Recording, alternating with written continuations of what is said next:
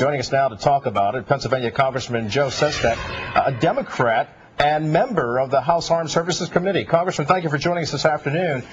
So what about this plan that Dennis Blair, the National Intelligence Director, told reporters about providing some type of subsidizing for the potentiality of some of these guys being released in the United States?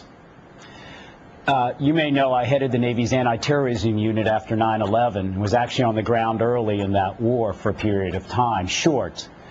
I don't think we should release anyone who has been a member of the tourist organizations like the EITM and some of these Chinese dissidents that we have in custody that have been members of that out on the street free. That said, when I was in Afghanistan, I saw these prisoners being brought in. I can always remember one of them banging his head constantly, and they'd have to calm him down. I said, "What's with him?"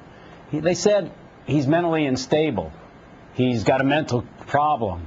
What we were doing, as you know, we were paying $5,000 a bounty to bring in anyone that Afghanis or Pakistanis thought might be a problem. 96% of all those who came and were given to us came under that bounty or other system. So here we are in America. You have me defending our ideals.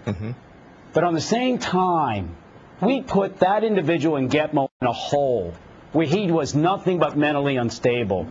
And so I sit back and say, look, we should have the Irish, we should have the Portuguese try to take these who were innocently, and the Bush administration has released over 500 detainees. And if we can't get a government take them, then maybe our ideals deserve in those cases that we do take care of them here. And Congressman, to that question, though, a lot of people in America are saying, wait a minute, you know, we have a problem with recidivism within our own domestic penal system, where some of the people who are released are taken back to jail because of recidivism rates, because they're not being rehabilitated. So what would give the American taxpayer the confidence to believe that we could entrust our penal system to take care and rehabilitate these guys, especially on the taxpayer's dime?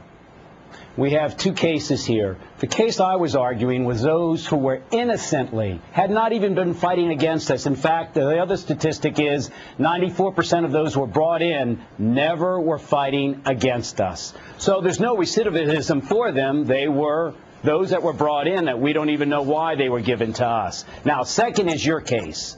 Your case shows that of those who we have returned to other countries like Saudi Arabia, that the recidivism rate of those, and I'm not arguing for here, but those is less than 6%, much better than the 30+% here in America. So we should be trying to work with Saudi Arabia, Portugal, Irish, and Sweden, and Albania, who has taken some of these, to take these that we don't want here. But please, my point is the idealism that of those who are innocent. All right, I appreciate that, sir. I'm running out of time. I would love to talk to you more about this. Obviously, this is one that a lot of people are going to be talking about for days to